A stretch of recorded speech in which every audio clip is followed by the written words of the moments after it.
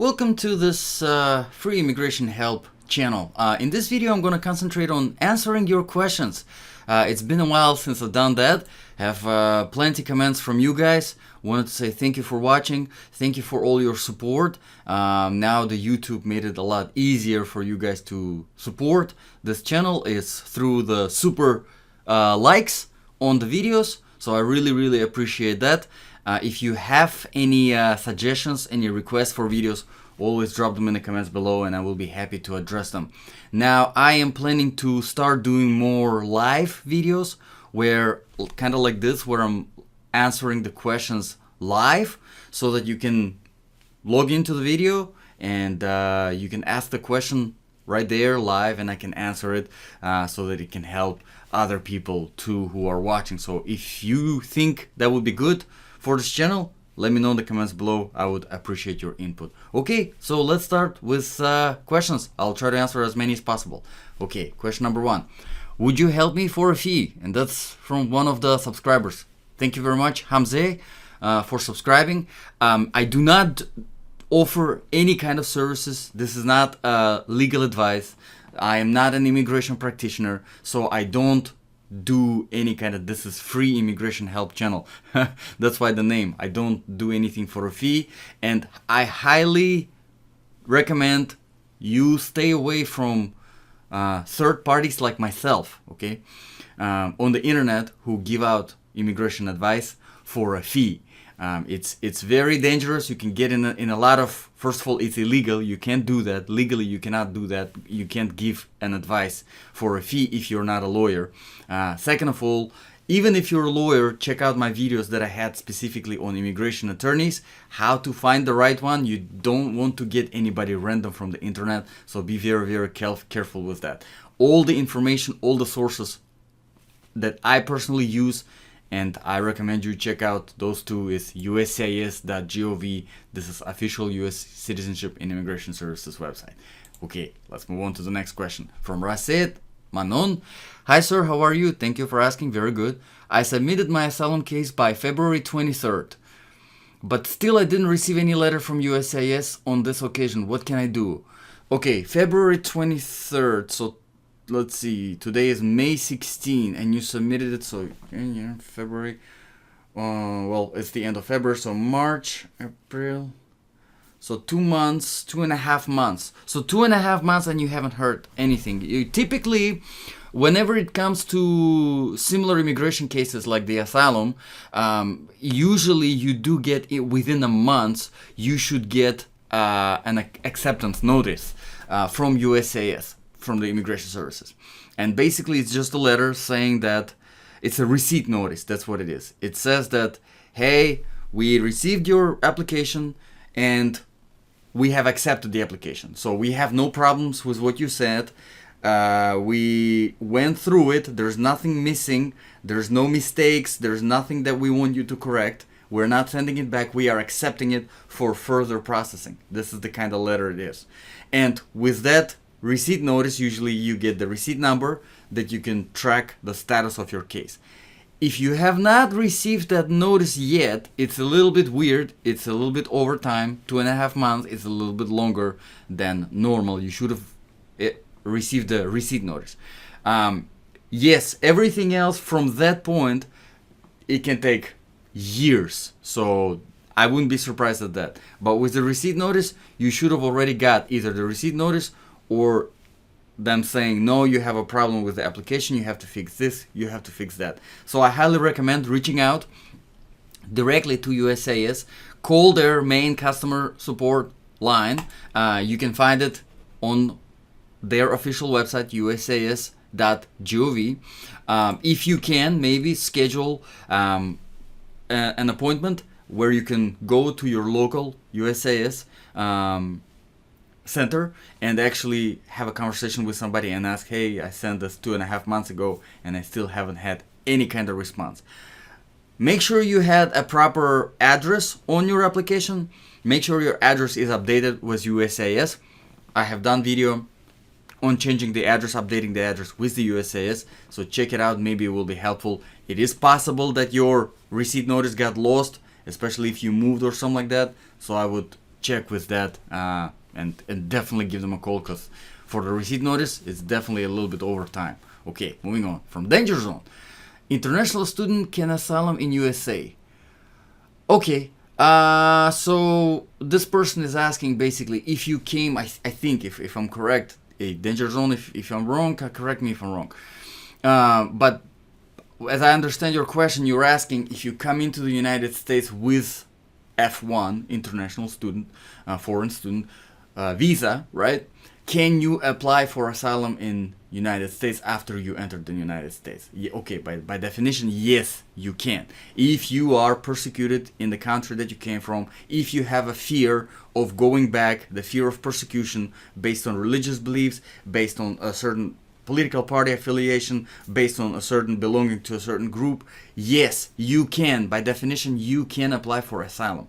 Now, some certain factors will obviously come into play that can help you with your application or that can make it worse. For example, have you entered the United States before and then went back, and now you're coming back into the United States with your student visa, and now you're asking me about applying for asylum? Obviously that can be a negative factor, because for immigration they will say, hey, well, the first time you came you had no problem going back, and now you have a problem going back. Makes no sense. Or, for example, if you stayed here for 2 years, you were studying for a year, and then you extended your student visa, you studied another year for 2 years, and now all of a sudden you decided to file asylum. Again, not a very good, doesn't look very good for immigration officer, because they can say, hey, you've been here for 2 years and now you just now decide to file for asylum. Again, it doesn't make a lot of sense. So a lot of things can play with this question depending on the circumstances, on your situation. But by definition, if you are being persecuted in your country and you're here, you're in the United States, yes, you can file for the asylum case. Okay, moving on. Subaramaya, sorry, complicated name, Subaramaya Badrinath. All right. It is a wonderful presentation. Well, thank you. Thank you for watching, and I'm glad this was helpful. I entered USA on B2 visa, which is the traveler's tourism for pleasure, and applied for extension, and my biometric was done on April 23rd, 2022. Okay, so almost a month ago. Okay, and it has been communicated to me by USCIS. Okay, but till date I have not received any approval for my extension of stay. Can I stay in the USA till I get a communication from them, or should I leave before the expiry of my permitted period as stamped and allowed during my entry? Okay, this is a great question, and it comes up very often, and I don't mind repeating it at all because I think it's very, very important. It's good job doing it early. You already done your biometrics, so you already taken care of everything. Okay, typically, if you are doing everything correctly in a timely manner, USCIS typically do not have a problem extending your stay. Okay, typically they do, they just extend it without any problems.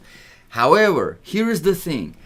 If you are overstaying your stay without waiting, without the extension being approved first, you are taking a chance, because there's always a chance that your extension of stay may be denied. Like I said, typically USCIS they approve it, but there is always a chance that it might be denied. So if it is denied, then you're in big trouble, because now you overstayed it already, so you have no choice. Because it would be good if you had, okay, you're still valid in the United States and your extension was denied, so you're like, okay, well, no extension for me, I'm going back.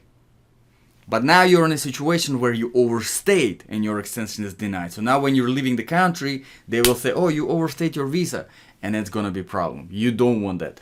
So in situations like this, what I recommend, if you don't have an option to go back, for example, right now, it's still pretty crazy. Some countries, they have these restrictions on travel, blah, blah, blah, right? Because of all of the whatever's going on. Every time is something new going on, okay?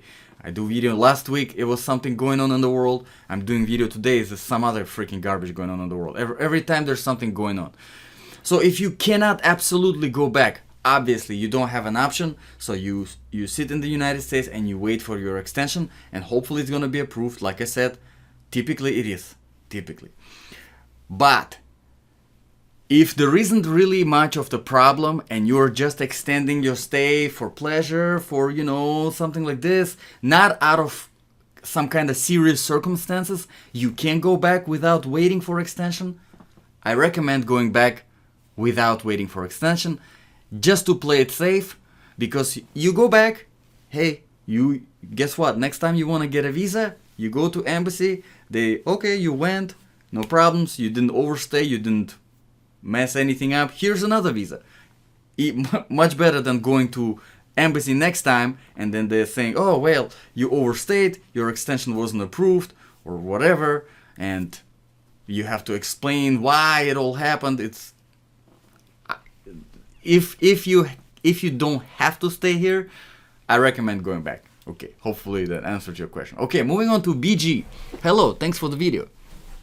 Oh, looks like BG got a big question. Let's do it. I would like to ask you, well, you're welcome by the way for the video. I would like to ask you about a K1 visa appointment.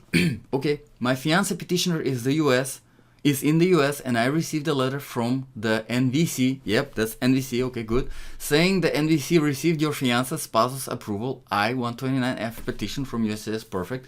NVC will now forward the petition to the US Embassy or Consulate. The status is ready on CAAC now, perfect. The US Embassy or Consulate will contact your fiance spouse when they are ready to process his or her petition. Okay, perfect. So my question is, does this mean that we have to wait for another email from NVC Embassy to fill the S-160 and schedule an appointment? Yes, that is correct. Number 2, or should we directly fill out the DS-116 and schedule the appointment? Okay, no. If you just got basically what it is kind of like a preliminary approval. It's not actually an approval yet, because obviously the approval is going to be final by the embassy when you actually go there and have your final interview. Most likely it's going to be approval because everything is already reviewed. That's a very nice thing with these kind of applications, that when you apply for stuff like this, everything already is processed even before you go for your visa interview, right? So once you go for the visa interview, they already know all your information, they already know that you were approved and by the way, if you guys are watching and all this sounds weird, all this NVC, CAC, basically that's the system Department of State, that they have their own kind of system, and they're not immigration services, they are separate from immigration services, they're a different branch, but they work together. It's a very good system.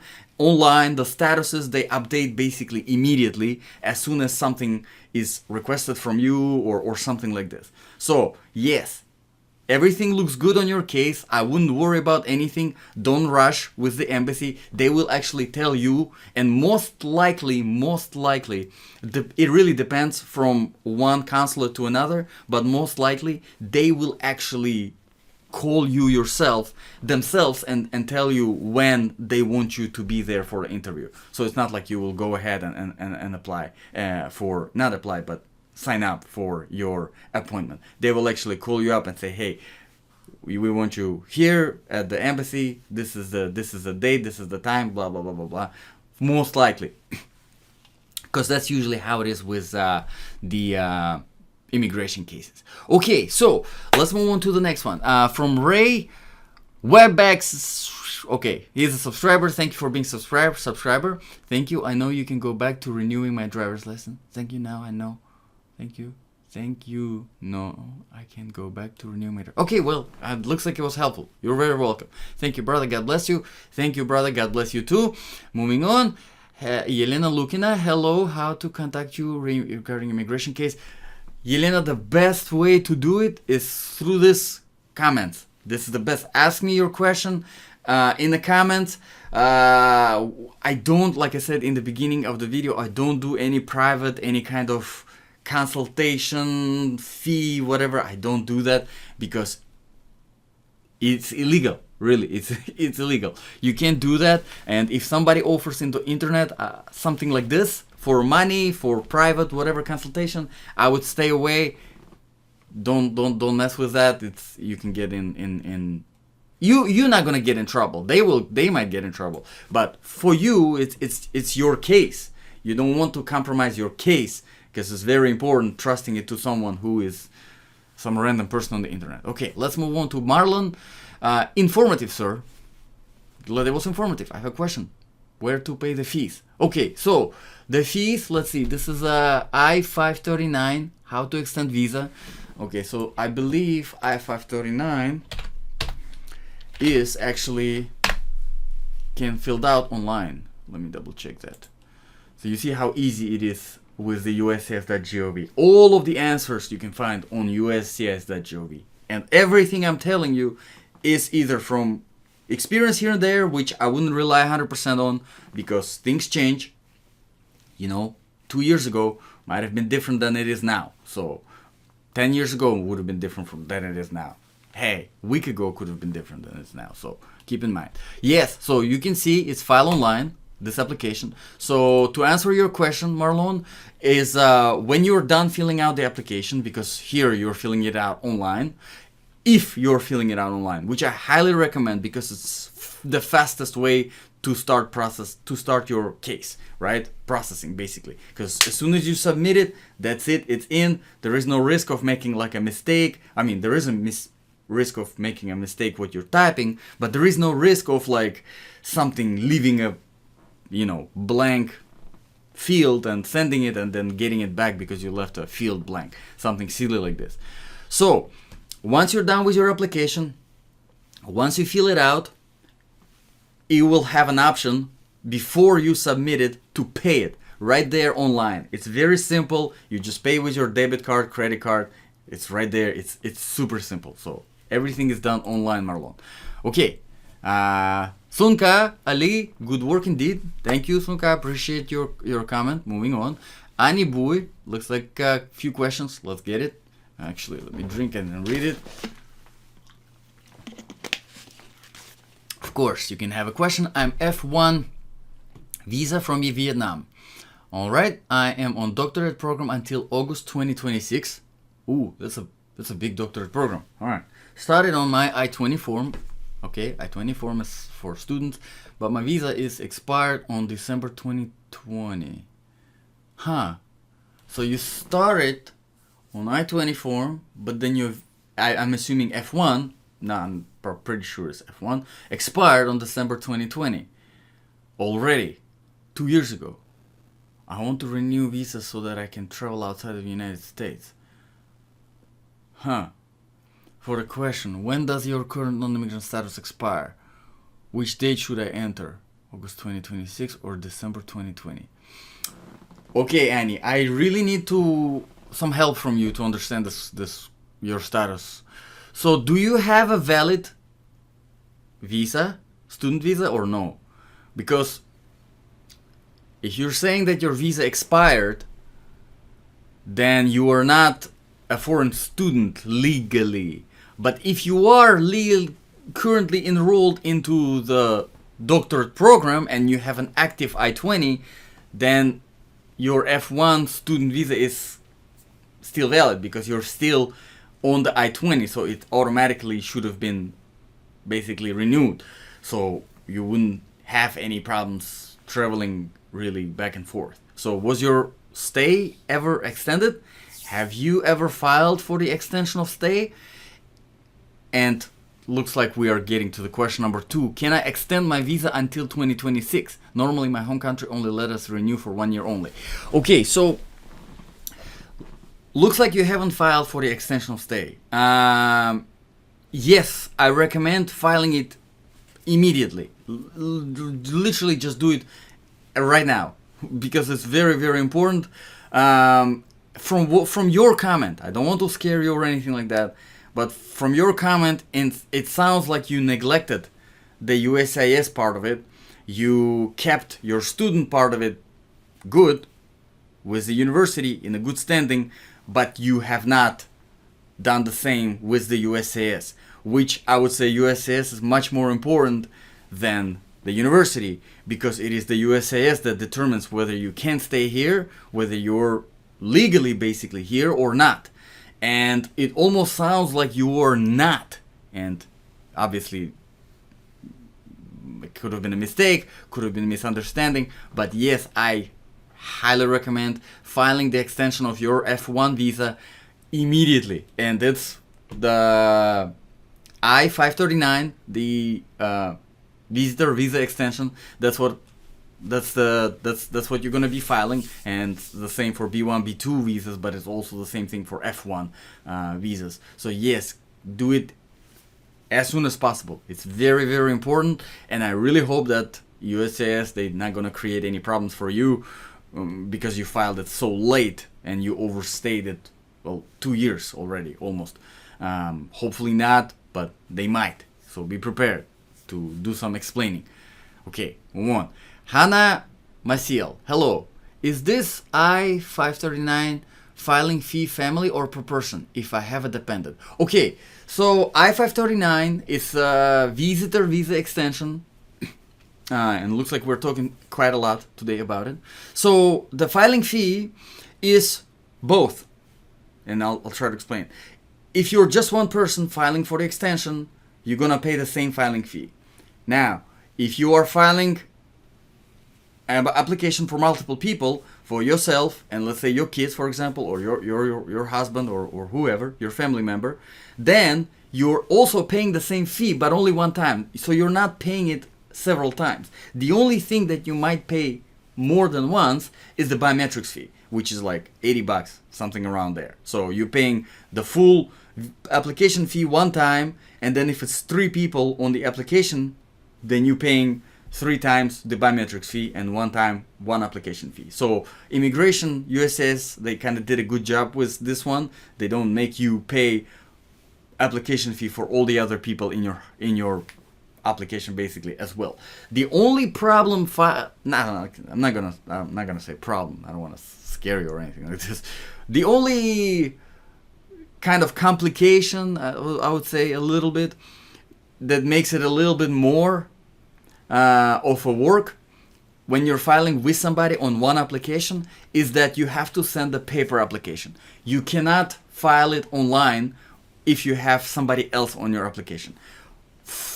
Let me double check. Let's see, because things change only for yourself. Okay, see, conditions to file form I-539 online, only for yourself without co-applicants. Okay, and the reason why I'm double checking is I knew that from a few months ago, but like I said, tomorrow things can change. So whatever I'm telling you, whatever information I'm giving you right now, make sure you double check it, triple check it on official USCIS.gov, because hey, they update stuff sometimes, and things change. Okay, moving on. How long is the extension valid for? Another 6 months? Okay, yes. Arsing, thank you for your question. Yes.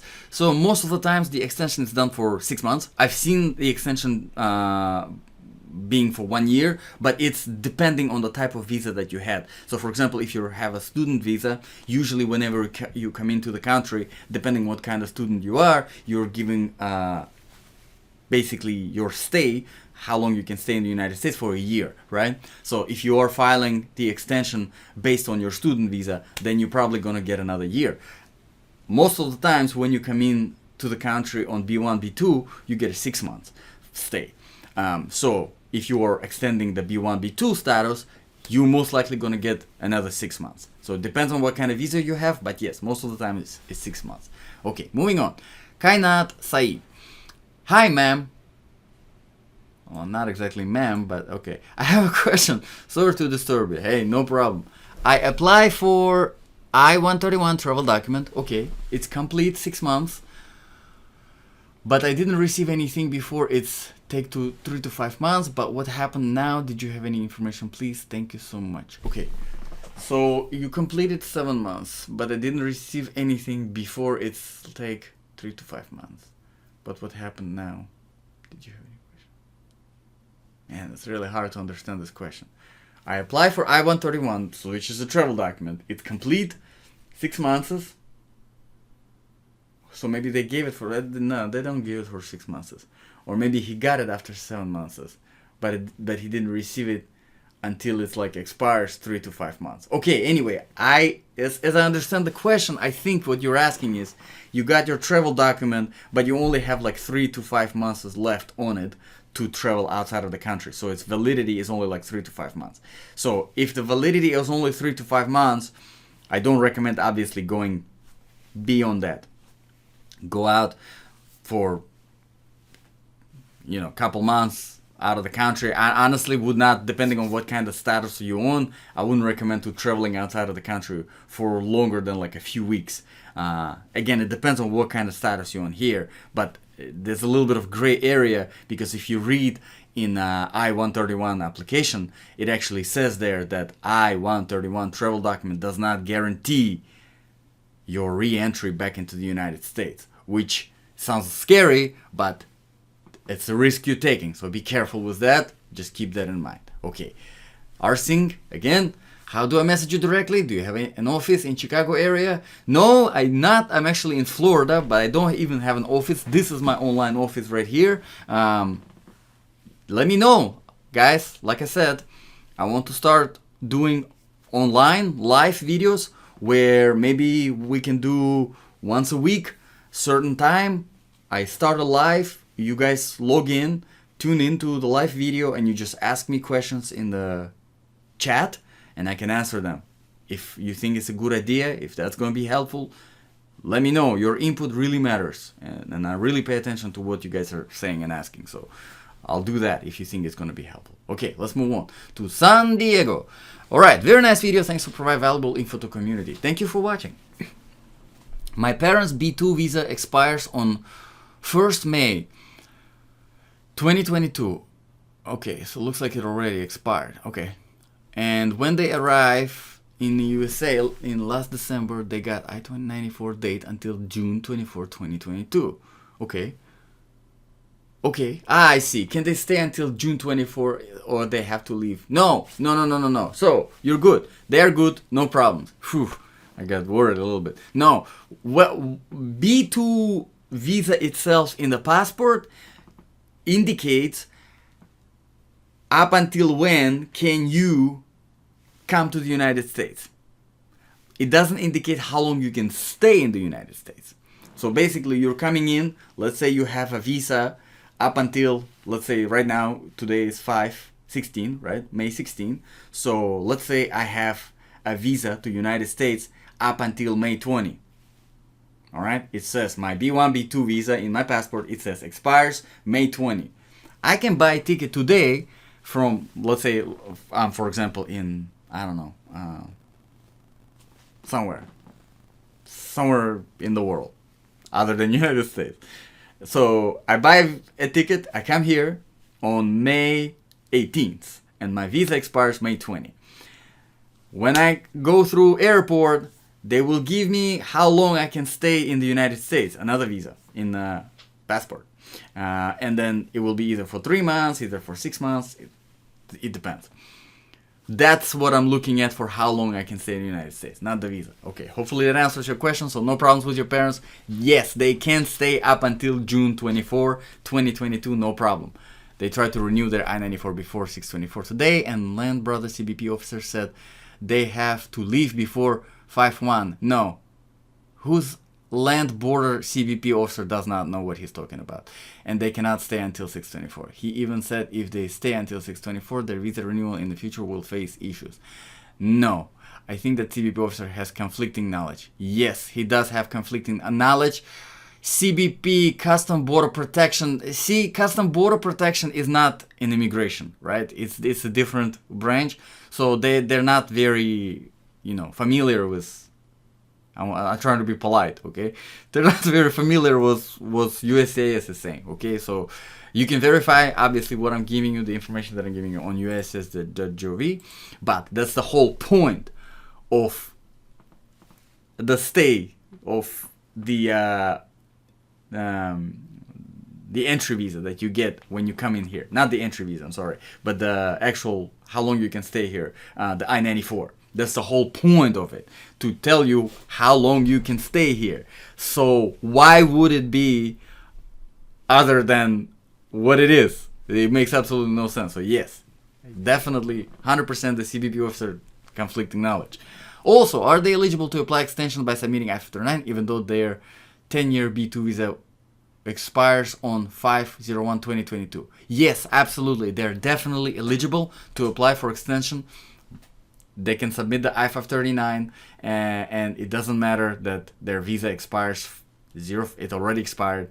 It doesn't matter. Their stay here is legal. They still have the valid I-94. So yes, that's what they're extending. They're not extending their B2 visa per se, entry visa. They are extending their I-94 stay. All right. If they apply an I-539 and they stay beyond 624 and leave in September, will there be any issues applying for visa renewal in their home country consulate in the future? Okay, now that's an important question. If they get their extension approval before 624, no problems at all. But I would not recommend taking a risk of waiting and hoping that it is approved. So if it's not emergency, if there's no problems for them going back, I would recommend them just going back and then getting another visa and then coming here. And yeah, they still have time up until June 24, so we have more than a month. So yes, they can apply, they can try and hope that they will get the response in 1 month. But if they don't, I recommend not waiting. Okay, let's move on to the next question from Candy Cigarette. Not cigarettes. Sorry. Okay, so can I apply today? 539 from if I'm B2 status. Please quick answer because it still shows there that you cannot do it if you are B2. Where does it show that you cannot do it that you are B2? Because here's the official USCIS.gov site, right? And 539, I-539, official USCIS website, I-539, right? You can see, check your eligibility to file form I-549 online and conditions to file form I-539 online. B2, temporary visitor for pleasure, is a condition. So these are the visas that you can apply for extension for. B1, B2, CW, E, F for student, H work visa, J exchange visitor, K fiance, right? Plenty of them. B2 is there. So I don't know where you're getting your information, but again, everyone, I highly recommend, not highly, that's the only recommendation I have. USCIS.gov, official website, official U.S. Citizenship and Immigration Services website. Okay, let's move on. Probably I should recommend that to the CBP officer too. Okay, Rosario Kowalczyk. I think I pronounced that correctly. I had a question, okay? Do I still need to fill out I-129 if I'm the employer and I don't have any employee? My husband is my only dependent. Thanks. Okay. Do I still need to fill out I-29 if I'm the employer and I don't have any employee? I'm trying to understand the question. So, I-129 is petition for non-immigrant worker. You're filing that petition because you want to hire an immigrant to work for you from another country. You're sponsoring an immigrant. Not necessarily immigrant, it's non-immigrant it's for non-immigrant visa, but it's for work. You're sponsoring somebody, foreign person from another country to work for you. So if you don't have any employee, you don't need to do that. No, you don't need to do that. Definitely not. Your husband is your dependent, but he doesn't work for you. He's a different thing. Okay, move on to the next question. What about women green card holder? Women green card holder. Oh, okay. Sela Mawit. Good question. So, no. I think... you see, they change things every freaking day. So, I don't know. Everybody's trying to fight for women equal rights. So, now they're trying to do selective service for women. I heard that they were trying to do that. but I don't think they did it yet. So no, I don't think selective service is mandatory for women, and hopefully it won't be, because it's just stupid. But hey, that's what happens when you keep fighting for equal rights. You get equal rights. Anyway, moving on. Sophie Eposi. I just got my U visa extension approved, great, while waiting for my green card, okay? It took me a total of 6 months, okay? Thank you. This is great. Thank you, Sophie, for your input. I encourage you guys, if you have your experience, right? You went through something, you filed for something, how long it took, how hard it was, comment and share it, because stuff like this really helps other people. Because somebody come in and they're like, I-539, how long it take, I don't know, and then they see a comment like this and they're like, okay, 6 months. Thank you. See, Sophie, well done. I'm actually gonna heart it and like it so that people see it higher up. Okay, let's move on. If I change my address and I already have my green card, will I get an updated? Okay, so I'm gonna do until the end of this page comments and stop, because the video is getting too long. More than 30 minutes already. Okay, if I change my address and I already have my green card, will I get an updated one with the new address in the mail? No. You don't have to worry about that, because there is no address on your green card, right? It's only on your ID, so you don't have to worry about that. Just update it with immigration, yes, and then update it with USCIS, yes, and you got updated with obviously DMV, so that you have updated your ID or driver's license. That's where your address is, so it's very important to update that. I think it's within 10 days you have to update it after you move. Maybe I'll do a separate video on that. It's not really immigration, but it might be helpful to people who are new to this country, so maybe I'll do the video. Let me know if you want to see that video. But no, you don't have to worry about your green card. Still, make sure you update it with USCIS. Still, make sure you update it with USPS, your postal, and make sure you update it with DMV. Okay, let's move on. Hi, from Hope. Hi, I want to know best ways to migrate USA. Hope, thank you for your question. It's a very broad question. There's a lot of ways to migrate to USA. I don't know which way it really applies to you. You work, some kind of visa, student, exchange, worker, I already said. I don't know, getting married, I guess, whatever. There's plenty of ways, so it's a broad question. Please be a little bit more specific. Okay, moving on. Reese Hader and subscribed. Thank you for being a subscriber. Appreciate it. Hi, my fiance is from Ukraine. And I scroll down the page, so I guess we are going all the way down again. So I'm not gonna mess with the moving. Okay, so hi, my fiance is from Ukraine and now living in Germany after the war. I am US citizen and looking to apply K1 visa. Can I be able to expedite it due to humanitarian crisis? If yes, then how long will it take? Thanks for all the detailed info. Okay, yes, you can definitely, yes, and there's an answer right there from William Earl. Most definitely worth a try, my friend. I heard somebody with your same situation got approved. Yes, 100% William is correct. You can definitely file it, and you should file it, obviously, I would say, and you should try to file it for the expedited processing. It's definitely worth the shot. You're not taking any risk. You're not taking any chances. With the non-expedited version, typically, I know now USCIS, they say they're understaffed. They say they have too much applications because of last year, 2 years ago, of all the stuff that's been going on, and now what's going on. So again, all this stuff going on in the world. So if it's non-expedited, typically in the normal circumstances, it takes 3 to 4 months. Don't take my word for it. If everything's normal, that is 3 to 4 months. With the expedited, now it usually comes down to about a month. Okay, but again, don't take my word for it. It varies from state to state, from situation to situation. But yes, I highly recommend you can. It definitely is a humanitarian crisis, so you can definitely expedite that application and hope that they will accept the expedited request. Okay, moving on. Mahender. If I am applying for both mom and dad, can't I apply online? No, unfortunately, you can't apply online for I-539 because when you're applying for I-539, you're only applying for one person. One person. Very important. Actually, it's still open here. So only yourself, without co-applicants. So if there are two people on the application, it have to be done through the paper, unfortunately. Okay, moving on. Thank you for the video. You're very welcome. Thank you for watching. Let's see. There it is. Thank you for video. My H1 expires on April 30th. Okay, it's already expired, but my employer filed my extension on May 25th.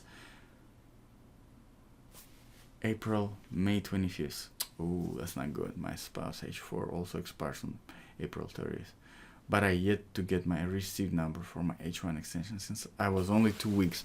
Now to apply for my spouse, we need H1 receipt number. So should I wait until I get or we can file S4 extension with my existing H1 receipt number? No. Okay. Not very good situation. I'm not gonna lie, gonna be honest. Your employer was very reckless with this. He should have filed way before your expiration date, April 30. He filed it almost a month after it was already expired. So there's very high chance that it might be denied. At this point, there's really not much you can do.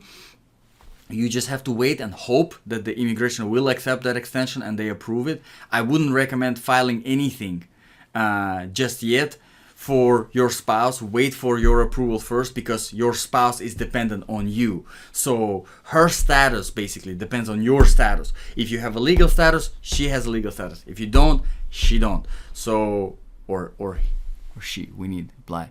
Did you say for her or?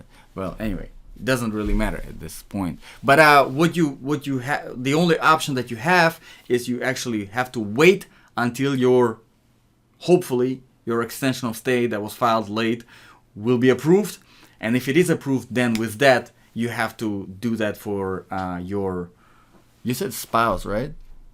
For existing receipt number.